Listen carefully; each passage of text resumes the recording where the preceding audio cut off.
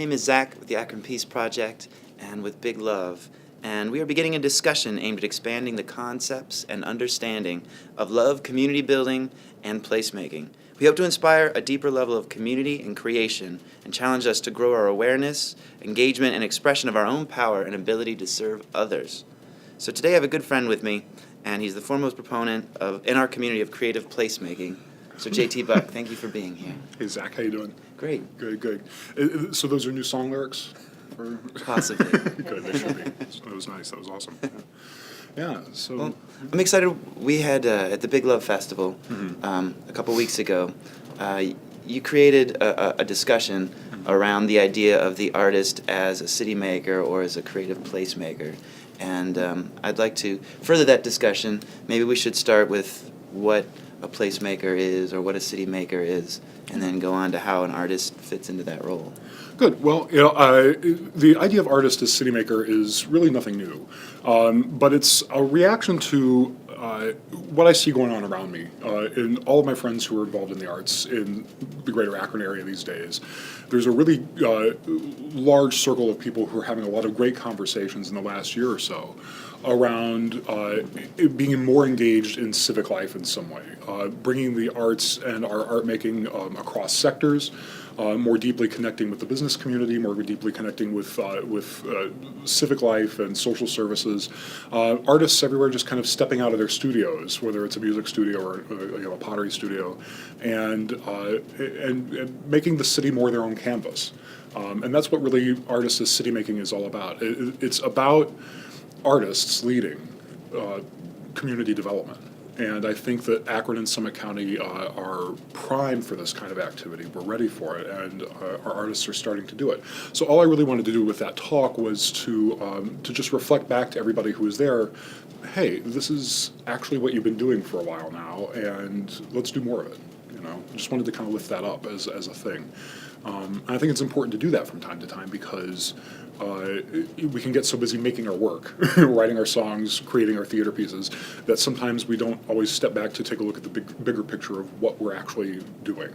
But there can be tremendous inspiration being drawn from having somebody else point out to you, hey, you're not alone. There's a whole lot of this going on, and there's a whole lot of territory still left to be explored here. So that's it in a nutshell.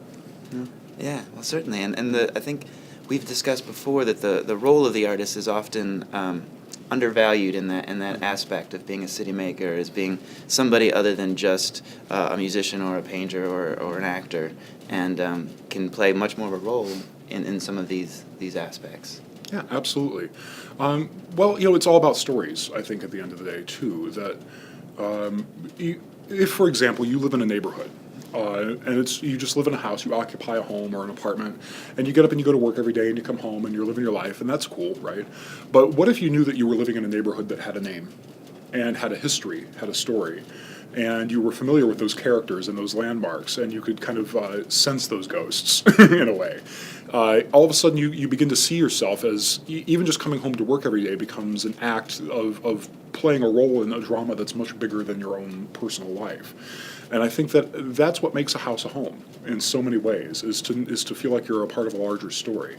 If you think about here in Akron, Summit County, Highland Square, we have this in spades. I mean, everybody knows when you live in Highland Square, you live in Highland Square. You live in one of the arts hubs, and there's an identity there. But there are other places in the city that maybe have over the years kind of lost that identity a little bit. It's not that it's never been there, it's just that maybe we've forgotten it a little. And it might be tremendous value for every citizen in the county to sort of feel like they have a sense of place. And artists do that better than anyone. Artists can tell those stories, paint those pictures, and connect people to that history in ways that nobody else can. So that's powerful work. It's big juju, Yeah, it's important work. Yeah, absolutely. And you do this every time you go out to play a gig somewhere. I mean, you are one of those artists who's in that in that zone. So yeah. Well, I appreciate that for sure. So I think what's important to me is the idea of inspiring and challenging our community every chance we get. And so I guess I would love to hear some of your thoughts on maybe some ways that we might be able to challenge some of the other artists to realize these roles and to maybe walk into them a little bit further. Sure. Well, I think four things kind of need to happen in that process. There are four sort of things that I think all of us as artists need in order to really make that happen, that process of getting out of our studio. The first one is listening. This is one that you and I have talked about before. There are a lot of community conversations going on, but as you've said, who's listening? And are the people listening in a position to connect and be a part of the process, or are they not listening? So making sure that there are people out there who are listening. And artists need to be listened to, and artists need to be listening for opportunities. So there's as much as I talk, there's a certain element of listening that goes on in this. The second step is networking and resourcing. I think artists benefit by a lot of us who happen to be naturally shy. Have to learn how to network. We have to learn how to walk across the room and stick out a hand and say hello. And we also need to learn how to identify resources that can help us. And I think there are a lot of community conversations going on right now. Certainly the Night Cities Challenge, the Night Arts Challenge coming up, and other initiatives out there that are designed to help artists network with each other and become more aware of our resources, which can be very empowering. So beyond listening and then networking, there's also challenging. I think artists need to challenge each other, to explore the community more, to dig more deeply into the dirt and find those places to connect. And I think that if we can actively challenge each other, because the cavalry ain't coming, there's nobody else coming along to tell us how to do this. Mm-hmm. But the more we can kind of push each other gently and lovingly along to doing that, the better. So I think those things are incredibly important elements. Yeah. Wonderful. I agree wholeheartedly. Is there anything else that you would like to mention about placemaking on your mind?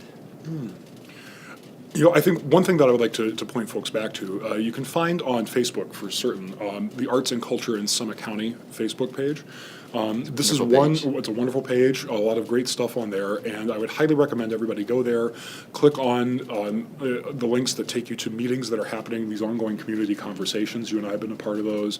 A lot of our cohort have already clicked into this, but if you're an artist or a culture maker of any kind in the area and you're not familiar with this, now's the time to get involved, because that community of conversation is helping to dream up and create whole new institutions that could be helping us engage more deeply in our work around here.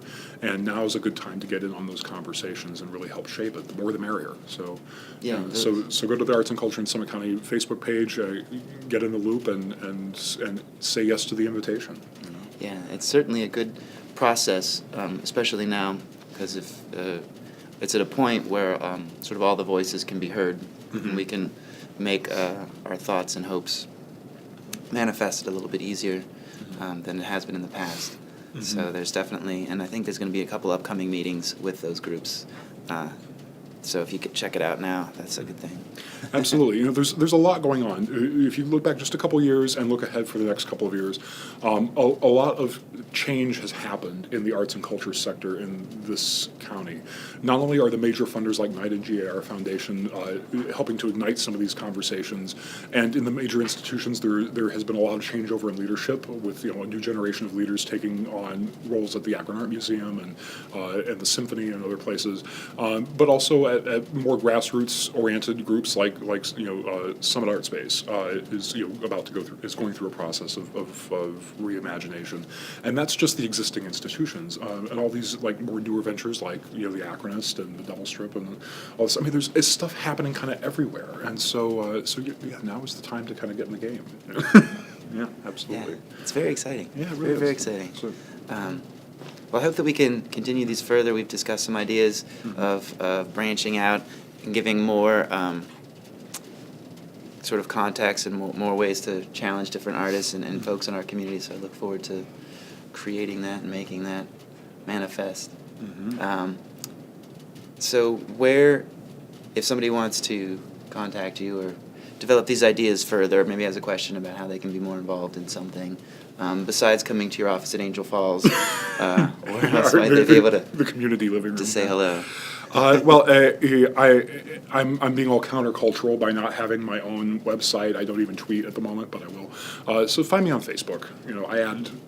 My Facebook page is wide open. I'd love to connect with folks that way. Good pictures of lunch, he says. Great pictures of lunch and the downtown Akron skyline at night and all that stuff. So yeah, that's the place. I would love to hear from anybody who's doing this kind of work and get to know your story a little bit. Because that's what we do. We share stories. We need to get to know each other, all of us. Yeah, definitely. Yeah. So, where are you off to next? Well, I'm all over the place, but I would like to say briefly a little something. This conversation is sort of stemmed out of the Big Love event, the Big Love Festival, which a wonderful team put together to create an experience for Akron that was all about community building. And this year's theme was Sheroes, and how we can pay homage and tribute to the heroes and sheroes that have brought ourselves and our city and our community to where it's at, and then how we can develop our own superpowers to then become heroes and sheroes going forward in our community. And the whole festival itself is sort of built around that idea and very much about engagement, interactivity, and challenging ourselves to grow and be a little uncomfortable, but yet experience something that could really be powerful and transformative. So this is sort of an extension from those ideas, and I also would love to mention there's a couple other groups that are involved in this. HEALS, which is a new organization and is doing some incredible things to heal our whole entire community in a very holistic and beautiful way. And they're on Facebook as well. And the Akron Peace Project, which works to educate and inspire nonviolence in the self-home and community, and does a lot of things throughout the year, including Akron Peace Week, which is in late September, beginning of October. All those are on Facebook. Please like them, check them out, be more involved, and I certainly hope that we get to have more of these. Yeah. And next you'll be able to find me either in the orchestra pit at Actors Summit for Always Patsy Cline, down at Greystone Hall. But I think another project I'd like to just mention so that folks can know where to find us is I'm working with the Center for Applied Theater and Active Culture, New World Performance Lab over at the Balt Street Community Center. We've received generous funding from the Knight Foundation to create a project called The Devil's Strip. It's a trilogy of theater performance pieces that are based in the story of Rubber. We'll be workshopping those over the summer and presenting a full version of it later in the year. And that's where we are. So get online with Katak's Facebook page and check us out. We'll be looking forward to that. That sounds great. Sounds like fun. The work keeps going on, doesn't it? Always. Great. Always. Well, thank you so much, JT. Welcome, Zach. Really appreciate it. Also, check out on Facebook the Creative Interventionists, the Akron League. They also have been a huge part of this, and will have more input to come. Great. Cool.